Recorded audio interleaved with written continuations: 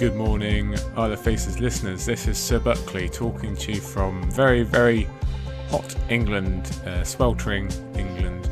You might be able to hear my slightly even more annoyingly nasal or stuffed up voice because hay fever is still in the air. The pollen is still coming to get me, so do forgive me if I sound even worse than usual. Today is part 5 of History of Westeros' Valar Rereadis project, and this is your companion podcast, Scraps and Scrolls, where we go through all the notes that didn't make it into Aziz and the Shay's live stream this past Sunday.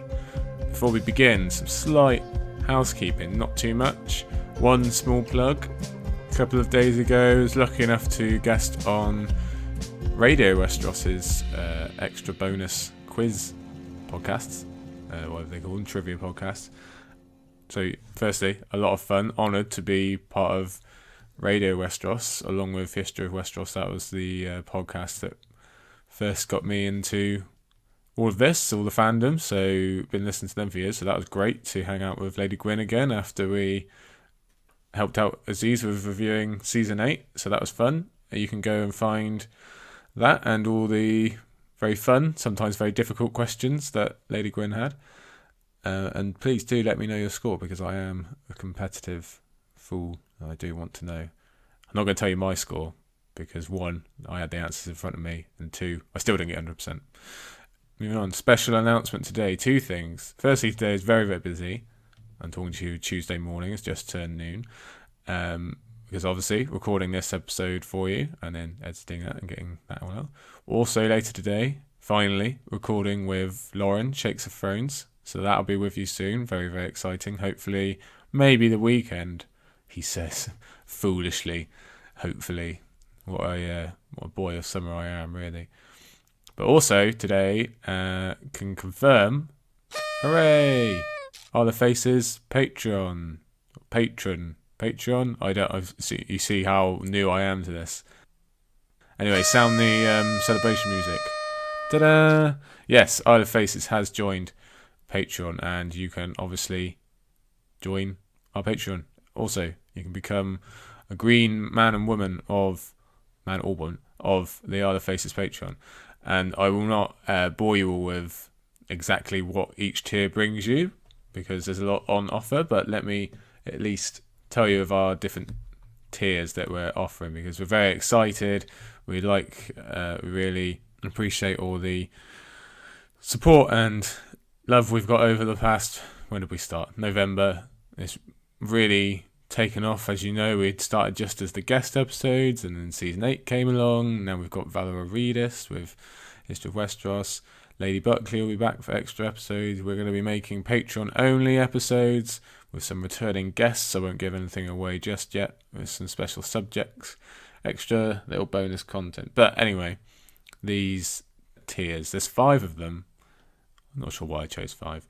And I was tempted to do some kind of wordplay on green men and women, but in the end I went for trees, because 1, I like trees. I live in the country. They're cool.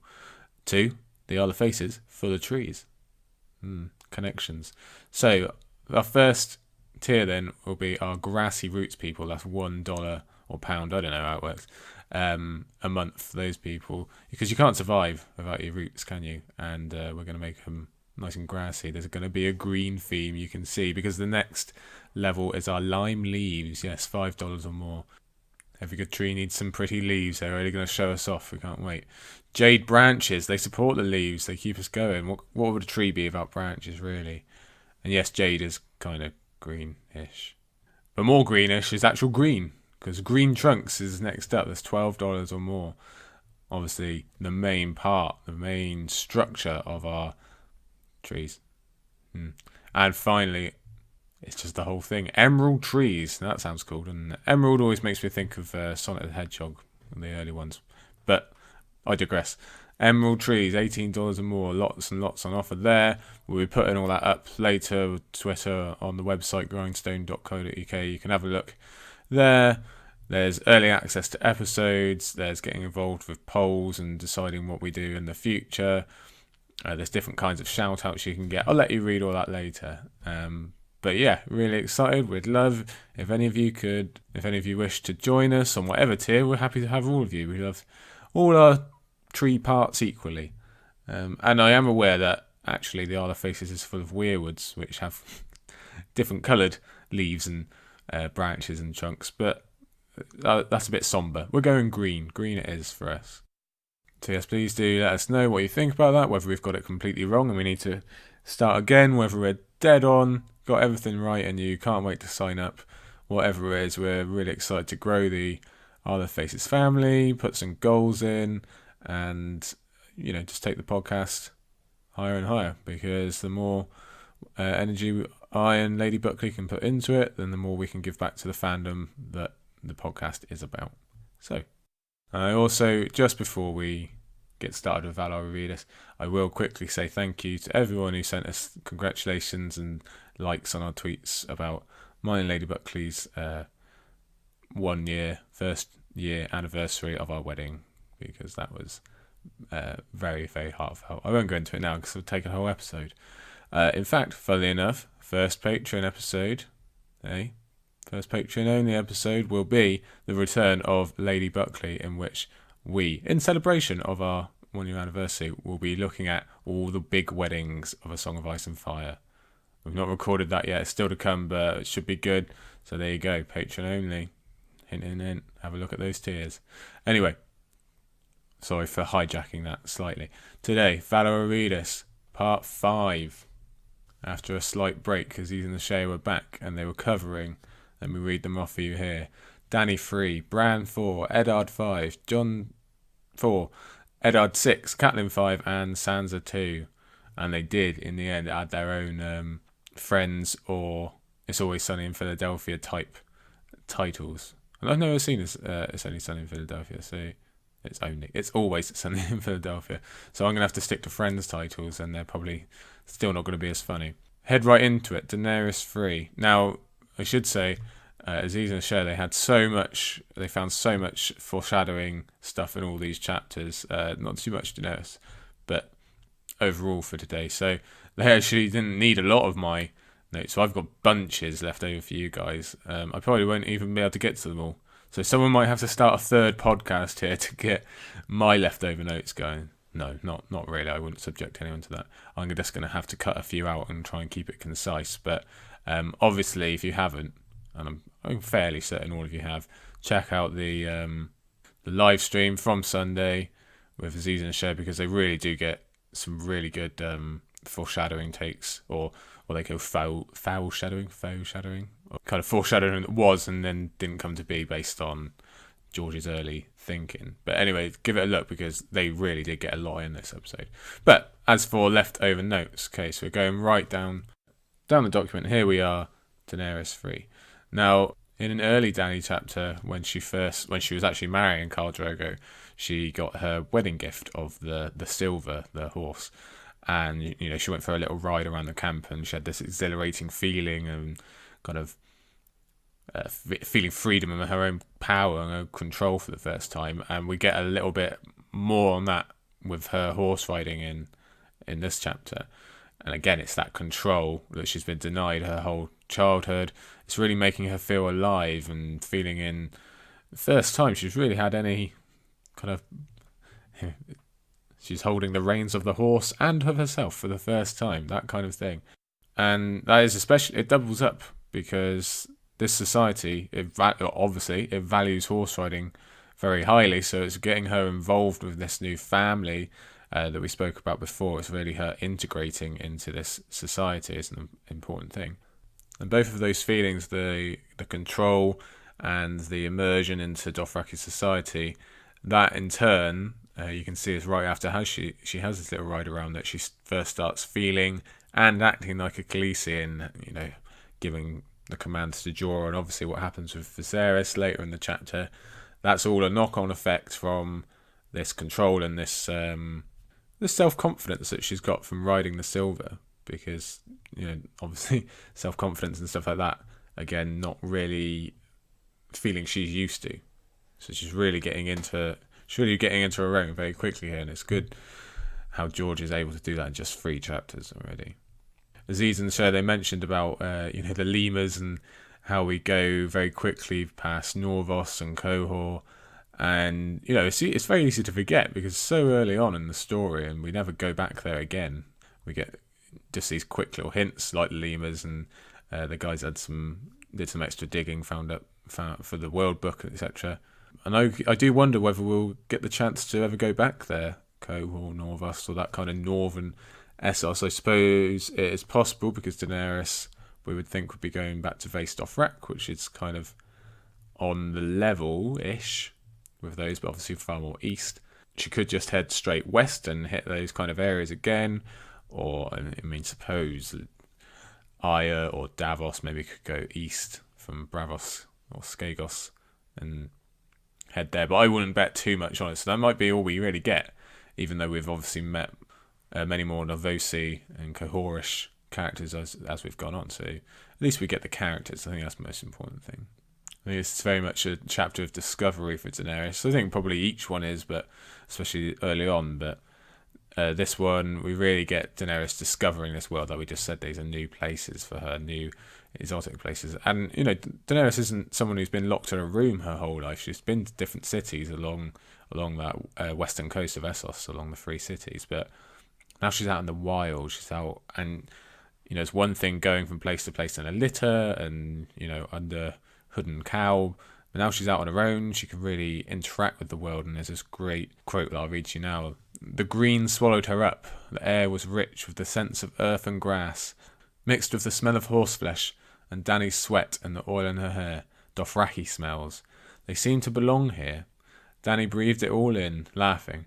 She had a sudden urge to feel the ground beneath her, to curl her toes in that thick black soil. Swinging down from her saddle, she let the silver graze while she pulled off her high boots. So you can see there, she says it dead on. Dothraki smell. She's getting involved. She's becoming Dothraki. It's laid out bare for us. But also she's becoming one with the earth, and she wants to get the mud between her toes and just kind of be a part of it all. And again, that kicks off the other discoveries that come in this chapter.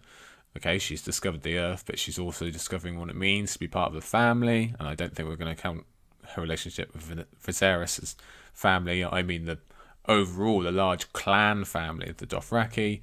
She finds out what it's like to have power over someone with Viserys later on, the complete switch of that relationship and that dynamic.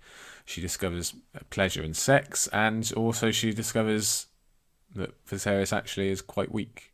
So she's really flipping the script, and it comes from this willingness to finally open herself up to new experiences. There's an interesting line a little bit later on. It says, when the moon kisses the sun. And I find that interesting. This is a bit tinfoily, but isn't it weird that the Starks, with all their direwolf connections and their, the wolf in general connections, they never really get connected or related to the moon, despite, there's obviously the wolves like to howl at the moon thing. But no one ever says anything that I can remember. Maybe there is, but off the top of my head, I can't remember Starks being related to the moon somehow. I just wonder if this is some hint. I doubt it, but it might be some hint about Jon and Daenerys. If Jon is the moon and Daenerys, one day they kiss. We've seen it in the show. Maybe I'm way off base there. Feel free to tell me if you think so. I know Aziz touched on Illyrio wanting Viserys to stay at the manse, and I had some thoughts on that also. I think he probably did want Viserys to stay back in Pentos, because you only have to talk to Viserys for 5-10 minutes to know he would easily piss off Drogo and the Dothraki in general, and probably only make it a day or two. We know later on Illyrio says he thought Daenerys would die of the Dothraki. Probably looking at it after he saw them interact, probably didn't think Viserys would last that long either. So it'd probably make more sense to keep him stashed in Pentos. Otherwise the whole thing is just a waste. You're not going to get your Dothraki invasion that way, are you? But then again, having said that, it also doesn't seem terribly put out when Viserys does go. So maybe that just suggests that Viserys was really never the be-all and end-all for Illyrio and Viserys' plots for fake Hagon and what comes in Dance. Probably would be a bad idea to put all your eggs in the Viserys basket, considering he's just a bit cracked. Going on that as well, it'd be interesting to think if Viserys had been able to check his ego and his high and mighty act, if he had been able to just make some concessions and just dress like a Dothraki, or just these little things. He's not really being asked that much of him, and if he had been able to do it and survive, at least survive, even if he didn't, rule them or get exactly what he wanted, he may well have gone on to marry Arianne Martell as per the original plan that had been sealed, all that stuff that we find out in Feast and Dance. And that really does bear a lot of thinking about, and we're not going to spend our time here because we could go on all day, but Viserys, if only you had. But he didn't. So on then to Bran IV. There wasn't that much in that Daenerys chapter, so we're going to go quickly. I didn't give it a thingy, did I? And I've not looked specifically at Aziz and Shaya's titles, so if I do copy them by accident, my apologies. Daenerys III is the one with the toes in the soil. That's what I'll call it. On to Bran IV, which we'll call the one with the brothers too. Yeah, I'm going to get poetic with these titles now. I'm going to try and outdo Aziz and Shaya, which is a losing battle, but I'll give it a go. Okay, so Bran IV then, his opening line is, "In the yard below, Rickon ran with the wolves." So straight away, I think we're getting maybe a little hint about, obviously, Rickon he's the wildest Stark because he's still young and he hasn't really been taught how to act yet, and because his mother and father get taken away from him, he seems like he's not going to learn. Osha is his teacher now, and her being a wildling, he's going to have some wildness about him. So maybe this is just hinting about that future and what we expect maybe Davos to find on Skagos, and what Rickon will be like now. Even though he's still going to be very young, it's not going to be like in the show where he goes from 7 or 8 to seemingly 13, 14. He's still going to be 6, something like that. So yeah, maybe just a quick hint there. It's interesting because if we journey back to Bran's last POV, which is the one of his three-eyed crow dream, so obviously that's very high fantasy and there's all prophecy and all these things you can pick out and dream of. It's very, very ethereal. And so we've gone from that to straight back into reality. We get dumped right back into it. There's none of those dreams really in this chapter. It's not kind of overall. We're back on the ground, one-on-one relationships, matters of state, focusing on what's actually happening now. And Bran is in a bad way, and it's sad to think, but maybe he doesn't even realise all the implications of his injury yet. And we're talking about, when he gets older, and obviously in terms of reproduction, stuff like that. For now, Bran is thinking, well, he can't move, and obviously he can't be involved with Rickon and the wolves downstairs and climbing like he normally does. But that's only one facet of it. It obviously has much bigger knock-on effects for later, and reproduction and heirs, and how he's going to be valued by potential matches. Obviously, we know that that's not actually going to matter much anyway, because he journeys north across the wall. But in theory, if he had stayed down and everything had worked out, he'd become a second son, and just how he would have been seen. So that's sad to think that Bran would have had to come and realise that at some point. And to skip ahead to the end of the chapter where Robb is crying in Bran's chambers, I'd always thought that ending of Robb crying was more about him taking the opportunity to take off the Lord's face. We keep calling it a Lord's face, like Eddard for a second, and just be a 14-year-old kid missing his mum and weighed down by his responsibilities. But on reread and thinking about these knock-on effects that Bran hasn't thought about, Robb probably has clicked a bit further than his younger brother about what the future is going to hold for Bran. So I suppose maybe a factor. I still do think he's taking off the Lord's face and misses his mum and is weighed down, but I think Robb probably is also upset for Bran, and he is probably feeling guilty that he can still walk around and he is going to go on and marry and do all these things. So he's got a mix of guilt and sympathy for Bran about these as yet unseen implications. Aziz mentioned that I'd been reading Storm of Swords next to this, and I happened to read Hoster's Death at the same time I reread this Bran chapter, so it's a good comparison. And I do think this chapter gives us our best look at Robb so far, overall, in all facets. Both boys, they're being thrown into new roles, and even if Bran hadn't fallen, but had still remained at Winterfell for some reason, he would have been cast aside anyway by Robb's new responsibilities. Robb has not got time to be a brother right now, with Ned and Catelyn away and everything going on. He's got to learn on the fly and do it all very quickly. So Bran would have been out of his mind anyway. But now that's doubled up because Bran can't physically be there, so he's just stuck in a room. At least, Bran probably would have been quite happy climbing around. He might have even been quite glad that no one's paying him attention, because he could have gone and done anything. But now that restricted feeling, or that forgotten feeling, is just doubled up. And the weight on Robb's, again, 14-year-old shoulders, it's unimaginable, really. It's easy to just cast it off. If we think back to when we were 14, I sure as hell know I wouldn't have been able to do any of this. Not that I think I can do what any character anywhere in Westeros does. I'd last about 5 minutes. But especially this, it's not an easy burden to bear. And let's not forget, it's not an easy act. It's not an easy act to follow Ned, who is, pretty much the perfect lord. He's actually cast an awfully large shadow. He's actually cast an awfully large shadow for Robb to step into. And if we had got that Robb POV that George has lamented on sometimes, we would have been able to see a lot more of that, obviously.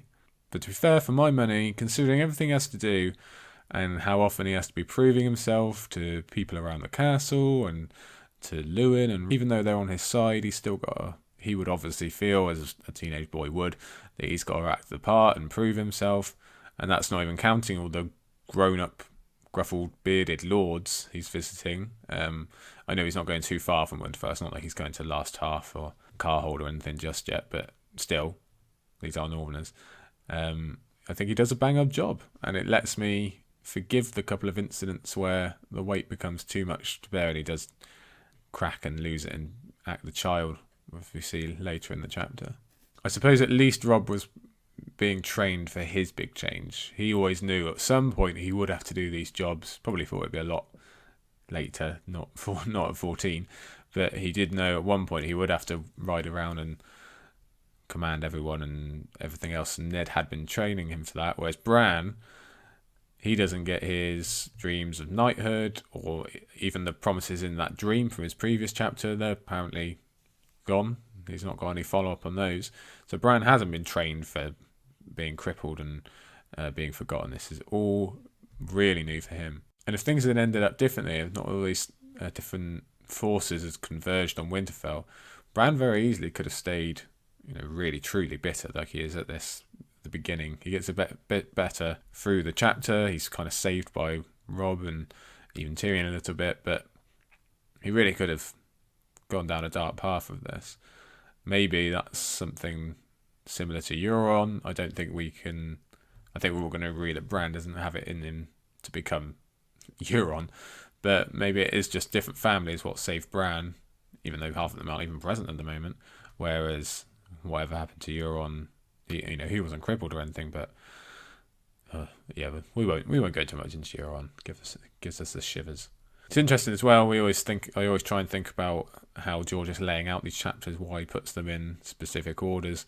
We've gone from a chapter about Daenerys learning to adjust and how those adjustments benefit her, and she's quite successful at it, to Bran really struggling to adapt to his new reality. They're both entering things that are new for them, and Daenerys doing quite well, Bran less so, even though she is actually in a new environment, and Bran is in the same place he's always been, but yet it is new. And anyone out there who's been unfortunate to either be put into a wheelchair or have a relative have to use one that didn't before, everything completely changes. When Lady Buckley a couple of years ago, she had to use one for 6 months, and it was like we were living in a new town, because you suddenly realise all these hazards and obstacles were there that you didn't think of before, just steps to get into shops and stuff like that. And, that's in modern times. So imagine for Bran, I doubt anyone's particularly, when they're building Winterfell, they're probably not really thinking about making it all access. So we know how lucky he is to have Hodor around to, have that basket and everything else. So even though he's lived there and he probably knows Winterfell better than most people because he's been climbing on the rooftops for however long, now it is very, very different place to him. Early on in the chapter, we get some good old Nan stories. Aziz and Shay really looked into exactly what was in those stories and trying to figure out what that means for the future. Great job as always. I was thinking actually about old Nan herself, and a bit of an emotional thought, but I wonder if old Nan puts so much stock and faith in these continued stories. It comes through as kind of the ramblings of an old woman, but she obviously cares and has memorised all these stories and mean a lot to her. And I wonder if that's because all of the characters in her own life and her own story, they've all drifted away and moved away or died. So these stories, apart from Hodor, they kind of seem to be what she has left. And, it does get said old stories can be like old friends, so maybe she just likes revisiting them from time to time. She certainly seems to get some kind of joy out of retelling Bran and all these Stark children, all these stories. So yeah, a bit of sadness for old Nan there. We've also got to think of Robb. We said before that Jon, he gets these lessons in leadership from Donal Noy and Jorah Mormont and Aemon Targaryen eventually. And Robb, we can imagine, is getting the same thing from Lewin and those that are left to him, probably Lewin mainly. So he's taking on those lessons in the same way that Robb is, in the same way that Jon is. Looking at the chapter as a whole, transitioning from beginning to end. So it starts off with those old Nan stories about the long night, and it slowly moves into Tyrion arriving, and that's a nice little connection because Tyrion, just a minute ago, was actually on top of the wall and contemplating what could have been out there. And obviously the long night, that's all above the wall. And Tyrion, who's quite disparaging of all those tales, I'm sure we can imagine the kind of thing he'd think about old Nan's stories. But for a moment there, while he was on that wall, he was thinking, maybe there is something else. Maybe it's not just snarks and grumpkins or whatever he calls them. So that's a nice little connection. As for Tyrion then, the first time readers, you could be forgiven that you could still suspect that Tyrion is involved somehow in this cat's paw, the attempted murder on Bran. Obviously we've got his POV, so probably not, but we're not 100% sure what he and the Lannisters are up to or his level of involvement. So it's a very tense scene. What comes out of it is a small hint of what could have actually been between certain Starks and certain Lannisters, if not for these past strings that they're always dancing on, as Tyrion puts it. And if we cast our mind back to, I think it was part 3 of Valar Rereadis, the Lannister luncheon, Myrcella and Tommen, they were really sweet about Bran and not wanting anything bad to happen to him. So we get that kind of childlike innocence, and in a way, even though Tyrion's not a child, there's that same connection where, they could have all been friends if not for what's going on between their parents or their elder siblings, and the external forces of the world get involved. It's nice to remember, really nice Tyrion. He's just doing Bran a favour with this saddle. He's helping out Jon. He's helping out Bran. He's even kind of teaching Robb a little lesson. And it's just nice to remember and considering the Tyrion we end up with after Storm and what he goes through in Dance. It's good to have these memories because we'll soon be leaving them. The chapter overall is fairly dark, but this saddle giving allows it to close on a high in the same way that Dany's does, or at least just before the ending. There's at least a rise in the chapter. Bran gets to feel a little bit better. Then it goes a bit bad again at the ending. It does speak to the strength of the Starks. Other great families, they have siblings vying against each other, even going to war against each other. I don't think we need to go through the list, but Greyjoy and Lannister, Baratheon, none of them are great friends. And, I mean, to be fair, we don't know what would have happened if all the Starks had stayed there and grown up together. They probably would have rubbed each other the wrong way at points, but we can assume they wouldn't be fighting wars against each other, and you can see Robb and Bran propping each other up instead of taking each other down.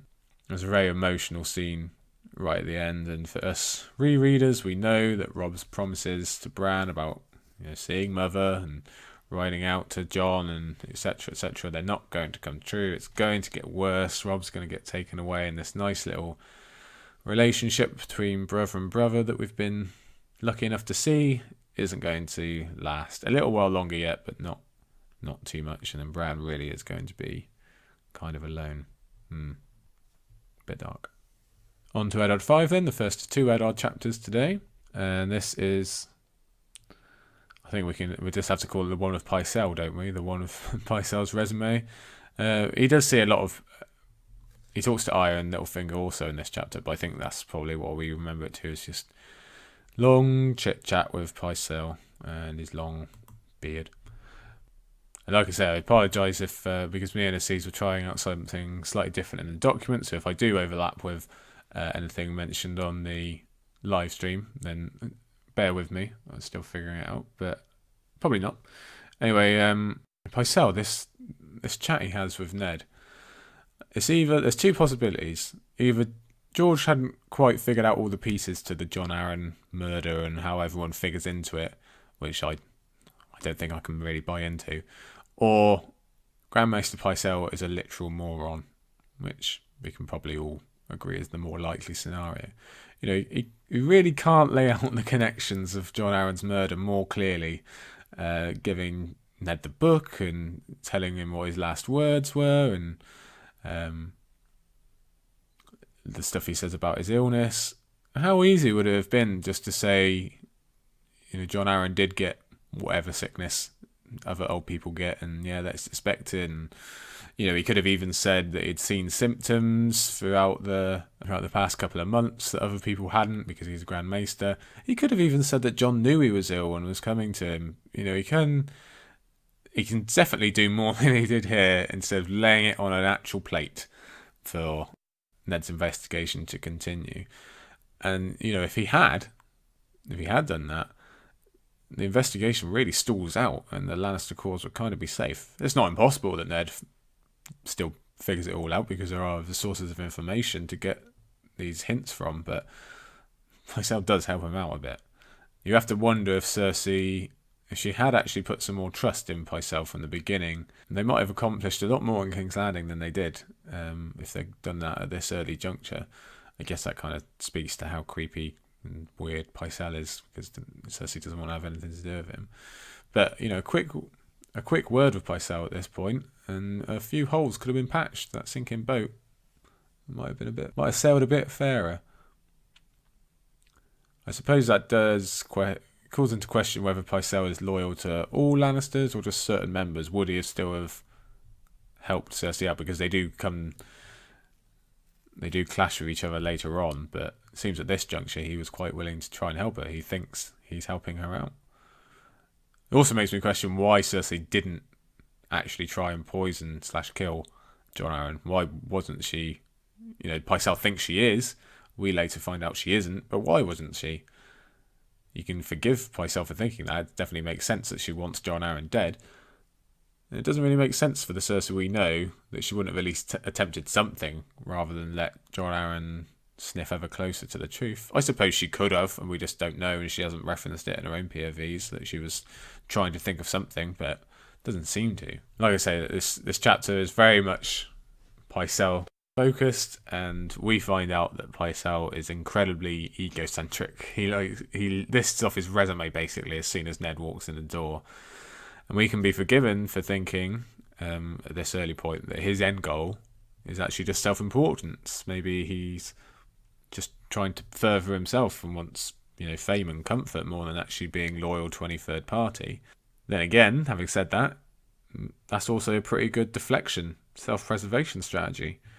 You don't need to worry about the guy, you know, he's a Grand Maester, he's got no particular ties, they're not supposed to be on anyone's side. Obviously, anyone who's really looked at the history of King's Landing knows that's not true. I don't think that's going to fool anyone. But if he's just rambling on about the glory days, and he's already got this act of being a bit more decrepit than he is and a bit more clueless, so maybe he's just trying to fob Ned off here, and trick him into thinking that he really does know nothing. Although that would work a lot better if you then didn't turn around and give him the book and all that.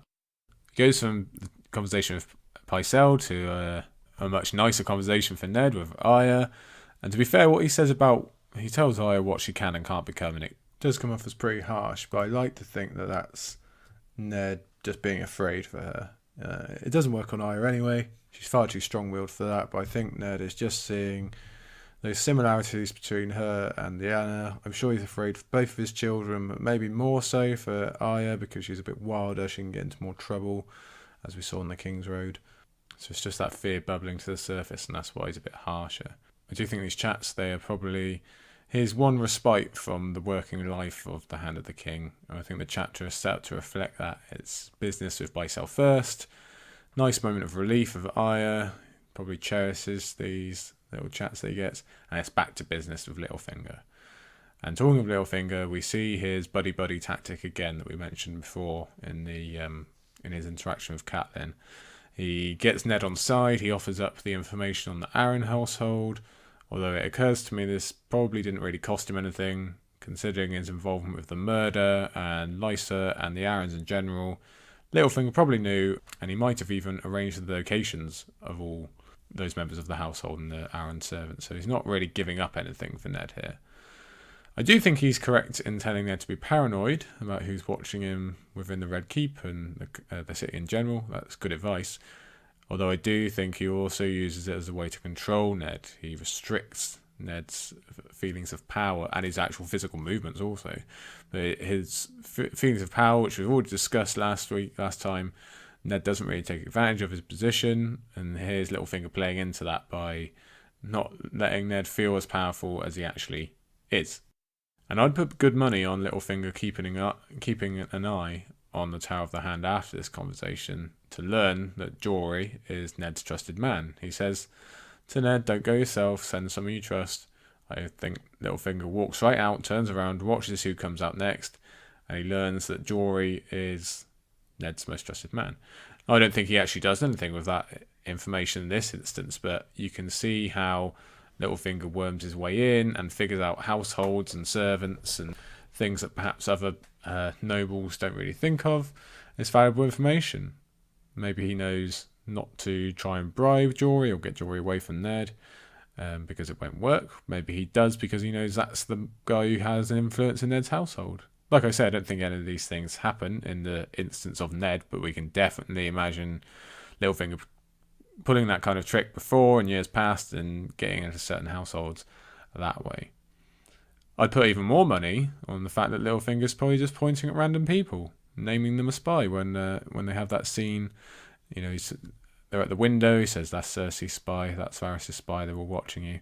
I think they're just random people, just gardeners and people on the wall. I think he's pointing, saying, yeah, over there, that's Cersei's spy. That over there, that's Sir Duncan the Tall, come back from the dead. That one there, that's Quaif, you don't know her yet, but that's her. He's just pointing at anyone, I think he's full of rubbish. And finally, last note on this first Ned chapter, there's mention of Ned having sweat stains again. We already had that when he first arrived. He's down in the heat of the south, he's very uncomfortable. But I just think it's a nice connection because we also had sweat stains mentioned in Daenerys' chapter about Viserys. So neither man is comfortable in their current position and where they are. And obviously they both kind of meet the same ending, so that's kind of a little bit telling. Okay, on to Jon IV then, which is the one with Sam. I think that's the only way you can really sum this one up. We get to meet Sam, who is obviously a major character for us readers. I'm sure his love of books really endears himself to a lot of us, as well as his importance through the story as we go. He becomes more and more important. And there's lots of just little notes. I think Aziz and Shay got all the big ones off my list here, but there's lots of just little things just dotted around in this chapter. One of them is the fact that Sam comes up to Castle Black with his own armour and his own shield. And I just wonder, we never get any more mention of that. Is it still there? I'm assuming he didn't take it down with him to Old Town. I don't think it's important. It's not going to come up again. It just sounds cool, and I want to know where it is. We have a fighting scene also with Jon, going into leadership mode, and it's quite cool to get an insight into his thinking when he fights. We see this with Jaime later on also, and some other characters, and just how he recognises what people are going to do and how to counteract it. That's just cool to see inside the mind of a fighter, and shows off the expert training he's obviously received from Sir Roderick. I do wonder how much we'll see of that going forward. We get less and less since his return to the Wall. He obviously uses it up in the north when he's with Corrin and when he's with the Wildlings slightly, but then once he gets back, it's not really a big thing again. But you would think it is going to be needed again before the end of the series and the battles against the others. Although Jon could stay in more of a commanding role. Perhaps even his death will have had some effect against his skills. We can all assume that he's going to come back to life, but if something has actually been broken in his body, maybe he's not as good as a fighter. Although Beric seemed to do just fine, so maybe not. We have this scene with all of them meeting Sam, and there's a quite funny, cool scene with Pip and Gren discussing. They're horrified that Sam admits to being a craven. Who would actually admit it? It's like a really dirty word to them. And that's a really good insight into the societal views of Westeros, and especially how they view being a man and what you're supposed to be, and the idea of even suggesting that they're afraid of anything is really abhorrent to them. It's really good looking. Now, I know as he's mentioned, got to some of this point, it's about Jon and Sam receiving kind of similar abuse, or both receive abuse at home. And Aziz, he agrees with me that Sam's is much, much worse. And I personally think it's because it's way more public than Jon's ever was. I don't think Catelyn ever made an example of Jon or explicitly tried to embarrass him in front of anyone. You could say that him not being involved in the the high table at the feast is public embarrassment, but reading what Randall does to Sam is a really tough read. That's a lot more public, and considering that Sam is firstborn and we know it's his Randall's son, it's just much, much worse, because Sam's supposed to, in theory, eventually rule these people, and Thornhill, he's being put through all this stuff. At least Jon, didn't ever think he'd be ruling anyone. And that's not to discount what Jon goes through, it's just a different type of abuse. But maybe it actually opens Jon's eyes up a bit, and his problems aren't the worst in the world. Some people do have it worse. I don't know if Jon has the maturity to see it that way quite yet, but maybe. And it might just be playing into his the removal of the stigma of being a bastard. Now, it doesn't quite come off for some time yet. Jon's always thinking about being a bastard. It never truly leaves him. But seeing someone that is trueborn and a first son going through problems, it must say to Jon, even if he had been born a true Stark, even if he had been, in quotes, Rob, that doesn't just make everything perfect. So maybe it just takes the hurt or the sting out of being a bastard a little bit, knowing that everyone has problems, not just bastards. Speaking of Randall, it does occur to me that it's kind of a risky play just to send Sam up to the Wall. We don't really get an instance where someone chooses not to say the vows of the Night's Watch and chooses to leave again. In theory, that is an option. Perhaps not physically, because Sam, the Hornhill men that took him up there, is presumably gone, and would Sam just be able to make his own way south? Probably not. But I'm sure in the history of the Night's Watch, people have refused and gone off. So if Randall is saying, well, I want rid of Sam, we want Dick on as heir, okay, fine, sending him to the Night's Watch, that's a good idea, but there's still risk involved. It's a long way from Hornhill to Castle Black, and he doesn't, take him months to know that Sam is actually there, or he might not even know that he's not said the vows. Sam could, in theory. I think we know the Sam as he isn't going to do this, and I'm sure that's what Randall was assuming too. But in theory, Sam could have said no, he could have come back south and pressed a claim or made things difficult. Or, what if Randall had died while Sam was travelling north? And he'd come back and there was a claim against Dickon versus Sam. Like I say, no doubt Randall was confident. Sam was far too cowardly to not do what he was told. But it's just interesting to think of, especially about those recruits who choose not to say the vows, if indeed there are any. This new friendship and this new brotherhood between them, it does wonders for both Sam and Jon. Sam is the project that Jon can focus on, and it finally helps him move forward in his new life. We've talked about, Daenerys finds her thing to get immersed in the Dothraki, and later we'll find Arya focusing on water dancing, and this is kind of what Jon needs. Jon needs someone to protect and someone to... It just needs to take his mind off of being at the wall, basically. And that's what Sam provides for him. It's almost like he's a replacement for some of the Stark children. He's a friend, like Robb. He's a similar age as Robb was. But he still needs protection like Arya/Bran. He can still fill their roles a bit. Gives something... It just makes the life at the wall seem a bit fuller for Jon, a bit more worth something. He's doing something good now, instead of just being the skivvy. Right, back to Eddard then. This one is I'm going to call this one the one with Tobho Mott. He really doesn't get enough of a highlight, so let's provide him one by naming a chapter after him.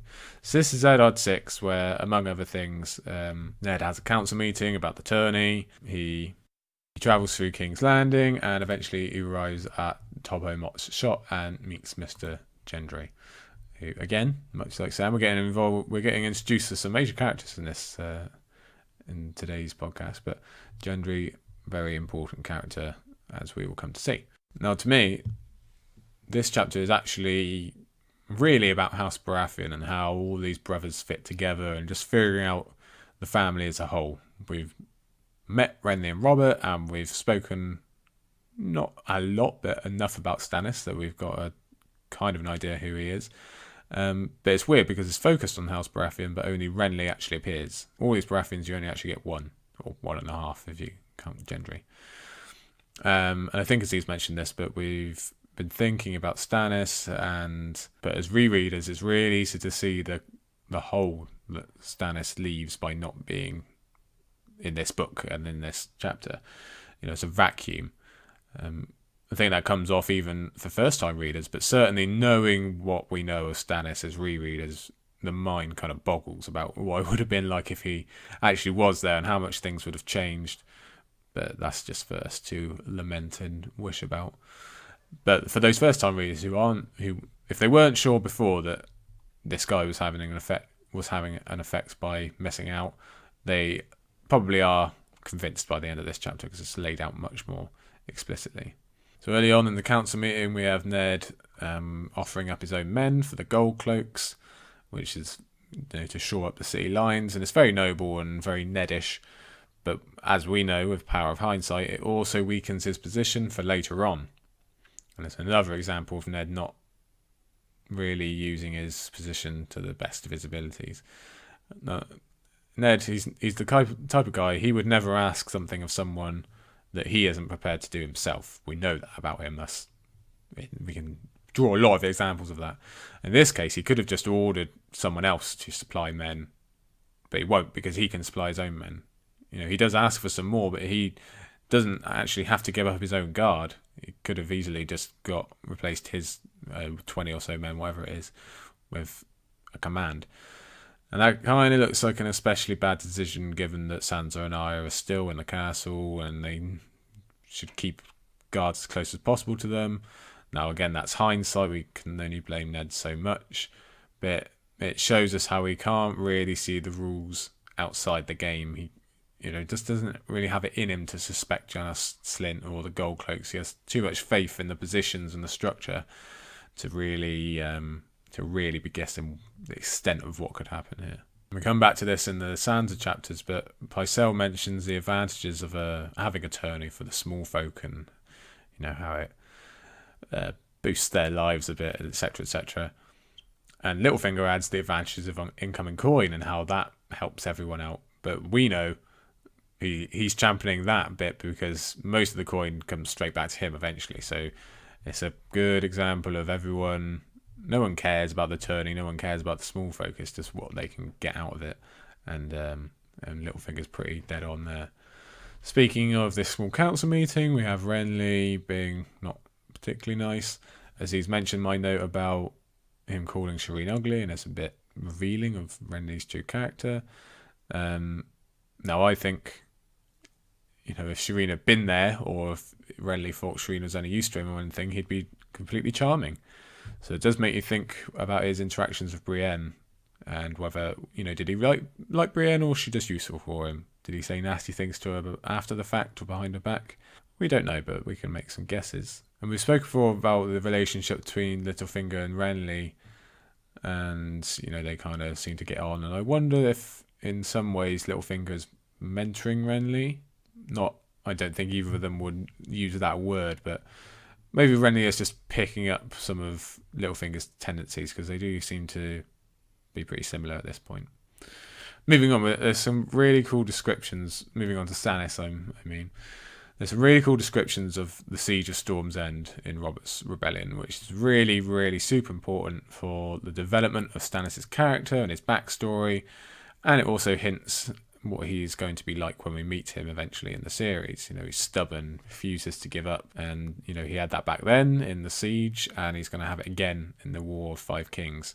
And if we're looking at the Baratheon family, the Baratheon brothers, then we can compare Renly and Stannis here through the eyes of the Siege, because Renly is, he's a tourney king. He likes to play at war. He's a boy of summer, as Catelyn calls him.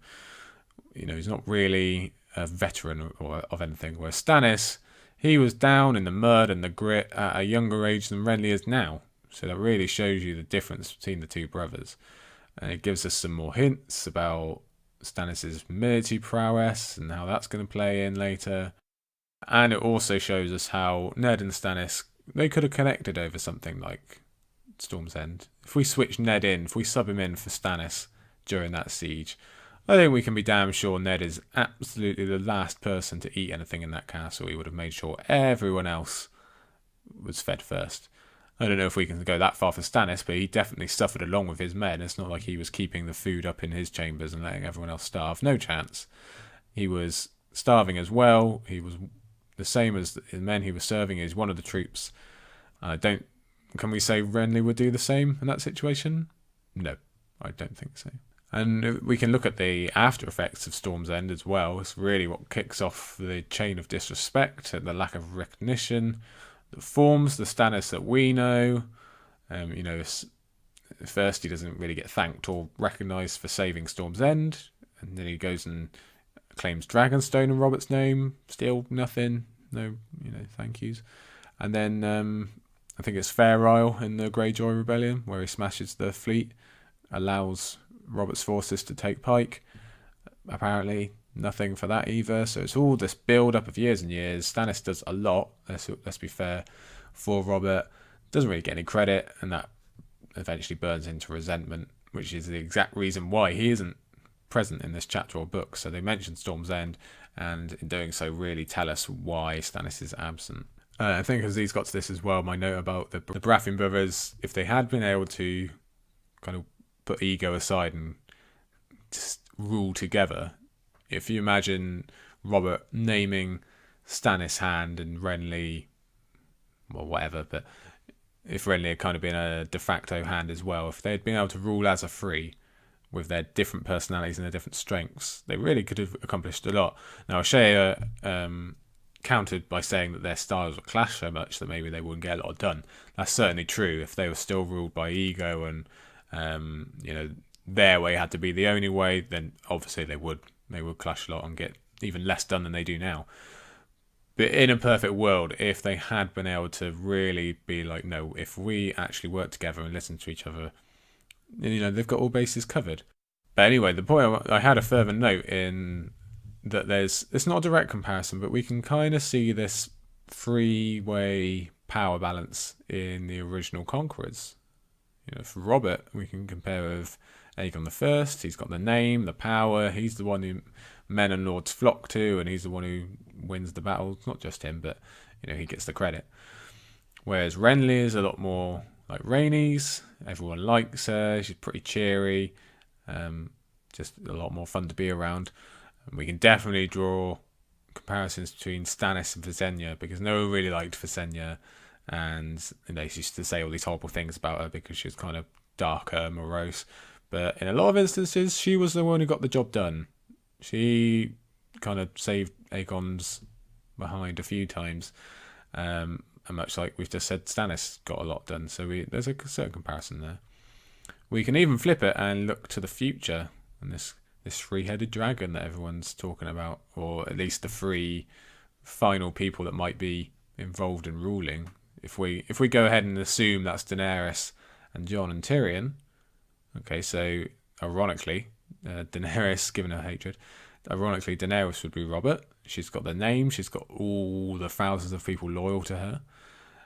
Tyrion would be the Renly, and in this case, not so much in the looks department, but the politics and the Littlefingerish aspects of Renly's personality. And certainly, people have made a lot of comparisons, rightly, between Jon and Stannis before. The cold man dressed in black puts honour and duty above all else. There's a lot to be said there for Jon and Stannis. So maybe the Baratheons could have been what will be, or maybe it won't be. Who knows? And I wonder, these clear divides that we see between the Baratheons, how much of that is down to Steffon Baratheon, their father, or Cassandra Estewant, their mother? Who's to say? It's absolutely impossible. We don't have enough information. Maybe they were a lot for pitting brother against brother, and we're probably talking more Robert Stannis here because they're closer in age than Renly. Perhaps they're responsible a lot, perhaps not at all. Perhaps they were perfect parents, and this is just how it goes. Who's to say? Now we get to travel through the city proper in this chapter. Back in Catelyn's early chapter, where she first arrives at the inn, we didn't really get too much description. But in this one, Ned travels through the more slum-like streets of King's Landing, and then he gradually makes his way to the smarter parts higher up on the hill, where the merchants and the artificers live. And, that gives us a good idea of how King's Landing is set out. And I think, because he's got to list that, pretty cool, weirwood doors. We always like any mention of weirwood, I think, all of us. Tobho Mott, I won't go on about him too much, because Aziz did a good job of talking about him. But it seems that he has important knowledge of Valyrian steel, and we don't know whether maybe some of that is passed down to Gendry. Might be important for the endgame. That's certainly how it appeared in the show. Who knows? And like the earlier Ned chapter, where we had Pycelle listing off his achievements, Tobho Mott does the exact same thing. I make this and that, and I do this and that. And again, we have to wonder, is that a deflection technique? It seems like Tobho is quite fond of Gendry. He's probably aware of Cersei's views on Robert's bastards, and that he needs to keep it quiet. So maybe he'd rather keep Ned's eye on him instead of Gendry.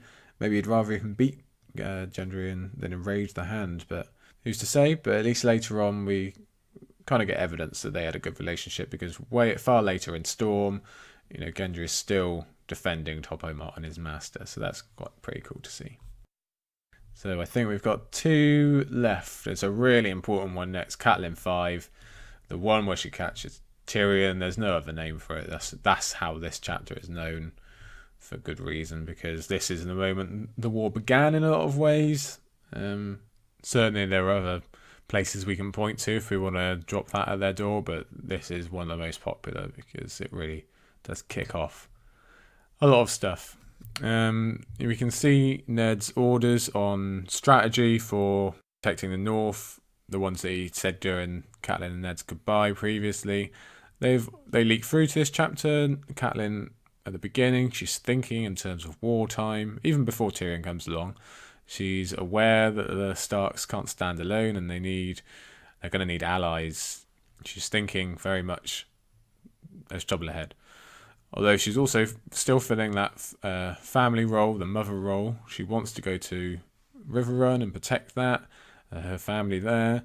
Maybe some of that also is why she looks east to Lysa, even though she never says, I want to go and protect Lysa. That might still be figuring into her mind a lot. I think it's important that I tell you, I've never really brought into the fact that Catelyn started a war. This chapter might be where it began, but I don't think Catelyn started it, personally. You can see that because she actively tries to avoid interacting with Tyrion, and is kind of scuppered by one of the more annoying characters in the series, Marillion. But she tries to avoid all this and is just kind of cornered by circumstance. In the end, she's forced into a corner. She also has a lot of worries about messages and ravens and riders being intercepted, not just in this chapter, but some of her other earlier chapters.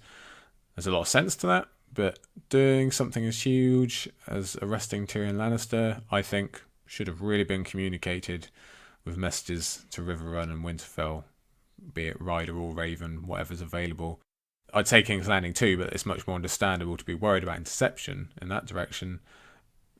But with something this big, and I think probably everything is too caught up in the tides of destiny with her capturing of Tyrion to change much.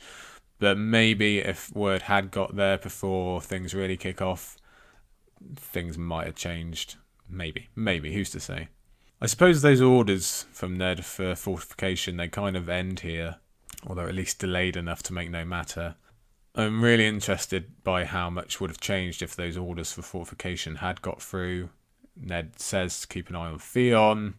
Now, who's to say whether keep an eye on Theon translates into don't send him to treat with Baelon or don't take him south in the first place? Who knows? But a lot of stuff could have changed there. A lot of big stuff. But I'm actually more interested in a fortified White Harbour and thinking about that. I wonder, does Wyman Manderley take orders for fortifying to include raising a fleet? Because if the Starks have any kind of sea power, and I'm not the one to, I know Brendan Beefish, I'm not the one to talk about how this is all going to affect a war, but I still like to think about it. If they have any kind of sea power, the war radically changes, in my opinion. Maybe they don't have to rely on making promises to Walder Frey to cross the river. Maybe they can use their ships. Possibly not if they really want to get into River Run in that direction, so maybe not in that case. But later on, they can get back above the neck during Storm of Swords to take back the north. Maybe they can even treat with Lysa by landing at Goldtown and going through the Vale of Arryn instead of trying to get through the Mountains of the Moon and through Tywin. There's too many interwoven threads really to pick apart there, at least by a mind such as mine. But it's cool to think about. I do think we can at least say that most importantly, King's Landing, they would have forced King's Landing to think about naval attacks from two different sources. Really would have piled the pressure on Tyrion and Cersei there. So at least it's something to think about. Finally then, Sansa II, the one with the tourney, among other things. And the season show really got to a lot on this. So I do still have some to get through. So let's finish off this episode today. You might notice that the chapter, it skips over a lot of Sansa's dealing with the loss of Lady. It's kind of surprising, but by this time it has been quite a few chapters since Lady's death, and it's kind of covered in an earlier Arya chapter about how upset Sansa is. I think at this point we would have just bogged down the pacing if George had dragged that up again, so it's just kind of bad to get on with it. Now, as I mentioned earlier, Pycelle says this to Ned, and the general thinking among tourney organisers, or society in general, is that the tourneys, they are the event for the small folk and some of the lesser nobility. The higher nobility too, but they're kind of tricking the lesser nobility more. You know, it's the Oscars of Westeros. It's the playoffs. By way of entertainment, it's pretty much all the small folk and the lesser nobles. That's all they get for maybe a year, maybe more. And we're talking about one here, this Hands tourney. It's not even really that large compared to the ones that we know from history and legend. Nothing really that big happens from an outside view. Doesn't really seem like it's going to be committed to the ages of memory like others are. There's not, what is there to remember from an outsider's perspective, really? Loras, he upsets Gregor Clegane. That's quite a good story. That's about it, really. And we can say that the tournaments, they're all empty glory. They are a representation of this face value, like the songs that Sansa is fond of, and eventually finds out that they are paper thin. And we find out eventually that the tournament and its fortunes are as well. We later find out that Angai, he wins the archery, but then he blows all of his winnings away. The jousting is won by Sandor Clegane. And yet he hates everything honourable and Turley-like, so that's kind of a waste. The melee is won by Forrest of Myr, and he doesn't take fame out of it. He becomes a bandit, lives under a hill. Slightly stronger in Forrest's case, but we can see the point that all of what's promised in the tourney doesn't really come true. And we can, not just the winners, but most of those in attendance, most of them die once the real war starts. This is all just playing as a game, as I'm sure other people have said before. And it's just a representation of a paper-thin piece that is Robert Baratheon's reign. It all seems fine if we just glance. If this is 200 years later and you look at the reign of Robert Baratheon, it seems pretty fine. But it was all paper-thin the whole time. And obviously we find out what that leads to in Clash and Storm and going forwards. For Sansa specifically, this is her life raft. We've talked today about Daenerys, who finds her way into the Dothraki. Jon up on the wall, he's got fighting, he's got Sam and his other brothers. They make his life a lot easier. Arya finds water dancing, that's her thing, but this is for Sansa. Now, the difference is that Arya keeps water dancing, Jon keeps fighting, and he mainly keeps his relationship with his brothers. Daenerys keeps that immersion within the Dothraki, at least until she moves on. But for Sansa, her focus actually eventually betrays her, turns out to be false and is something to be hated. So she's a bit separate from these other Starks and other children finding their way. Having said that, she is still able to focus and kind of draw her own benefits and power from the nobility side, the game side. So it's not to say it's a complete waste. I noticed Jaime, he stuck out to me in this chapter. He's got his gold armour on, which I think there's some symbolism for. His family, obviously, they're obsessed with the colour gold, representing their money. And not to say that Jaime is as much as the rest of his family, but still. And it seems to be a sign that he's different from the rest of his Kingsguard brothers. They obviously have their white armour, Jaime's his gold. And he's just set apart because he actually broke his vow long ago. I think that's a little nod to that. More importantly, I think it's a sign of how Cersei has her claws in Robert. Why should Jaime be allowed special armour? Why is he so special? I can't remember off the top of my head if Loras... Does he have green armour later? Maybe he does, but it's just one of those hints that Cersei kind of gets what she wants. There's some other quick links for the eagle-eyed first-time readers. 2 links to the past, both recent and then a bit further back. Mainly Gregor Clegane, his appearance just reminds us who he is and his deal in Robert's Rebellion, just shoring up these world-building stories from George. And the Royces also appear again, which takes us a little bit further back to the prologue and Sir Waymar. And the Royces obviously have a big role still to come in Sansa's storyline. She's with Miranda still and very much involved in the Vale, where there's a lot going on with the Royce, with House Royce. So maybe her meeting them in Winds, maybe this will refer back to this moment where she interacts with them again. Like I said, there's the Forest of Myr. He appears in this chapter. We get his first sighting. And his physical description from Sansa is very difficult to the physical description that Arya gives when she meets him. He's changed his body type a lot in the time between. Now, Forest appearing again sets up some more Stannis' storyline, even if we don't know it now, because Forest is really our introduction to the Red God, R'hllor. I don't think it really gets much of a mention otherwise in Game of Thrones. I'd have to check that. But also he shows us that flaming swords or shining swords can just be a cheap trick, which is quite important to Stannis' storyline and Lightbringer. And that's extra special when we consider the connection between Thoros and Melisandre, being that they're both of the same religion. Maybe that religion really just likes cheap sword tricks. Who knows? Maybe that's in their manifesto, so to speak. I've said about Angai, I've mentioned Thoros. There's lots and lots of Brotherhood without banners vibes in this chapter. We see Thoros, like I say, Beric is there, Angai wins the archery, Harwin is present. This is like a little teaser of what's to come.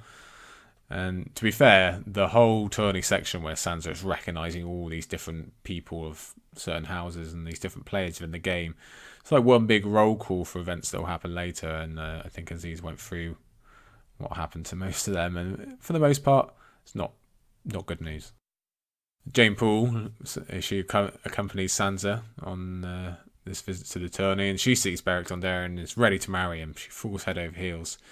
Now we find out much later he's already betrothed to a Dane woman. We find out in Storm. We might find out before that, but it's definitely mentioned in Storm. And that's a pretty odd betrothal if you think about it. House Dondarrion right on the Dawnless Marches, so they've been fighting and hating the Dornish for hundreds and hundreds of years.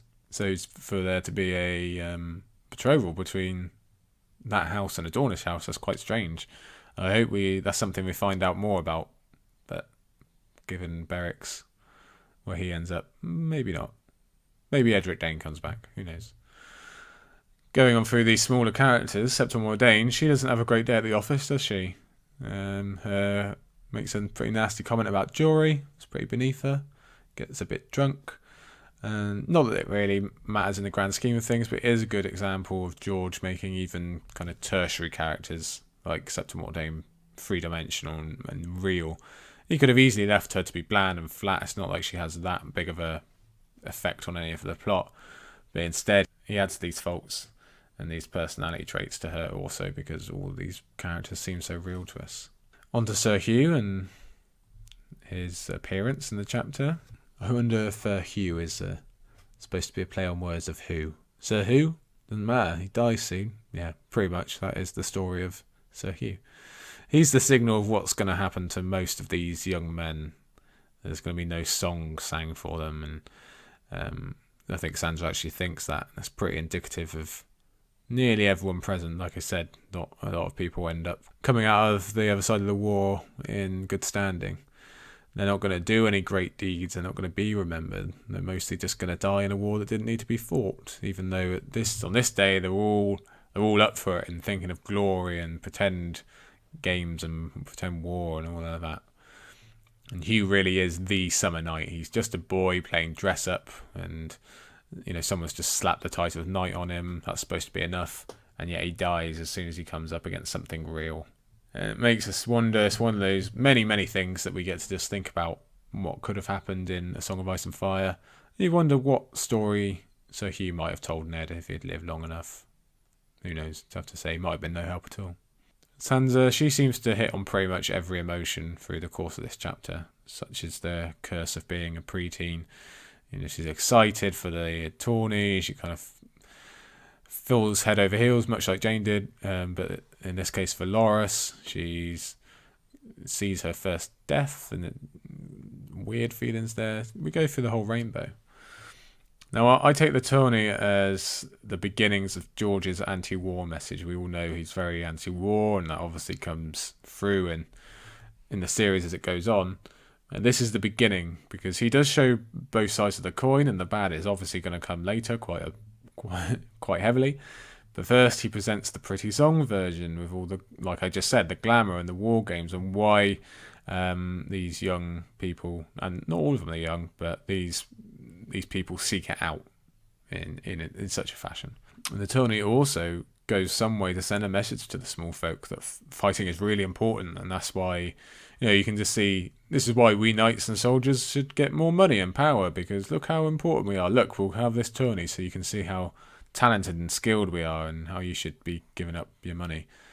And Sandy gets caught up in all this, as she would as a teenage girl. She's been thirsting for this kind of entertainment for a while, and there's really nothing comparable in the north. But again, it is just a trick for the small folk. If you think of the amount of money on the line, a tenth or 100th or more of it would be life-changing, completely life-changing for all of these small folk. And yet here, the upper class are gambling that life-changing fortune on where an arrow or lance lands, or who's got the strongest arm on the day. And more than that, the trick is so good that the small folk actually cheer for it, which really says a lot about the structure of society in Westeros at this time. We also have, my final note, it's Renly versus Sandor. They face off against each other in this chapter, which is a great parallel for beauty versus ugly. Renly often said how he has a particular interest in looking good and kind of the fashion for it, and Sandor is obviously the antithesis of that with his burned face, and doesn't care what he wears, etc., etc. But ugly wins. Ugly defeats beautiful, and that really, really enforces that early lesson of Sansa's, and that what we were saying earlier about paper thin and what does the king look like, and all these themes that George is just hammering down early in this first half of Game of Thrones. And there you have it, everybody. That's part 5 of Valar Rereadis. part 5 of 11, so basically halfway through the book now. And that was Scraps and Scrolls with all the extra notes from History of Westeros' live feed. Now, Aziz and Share, they are... Hang on, I just need to prepare myself so I don't sound jealous at all.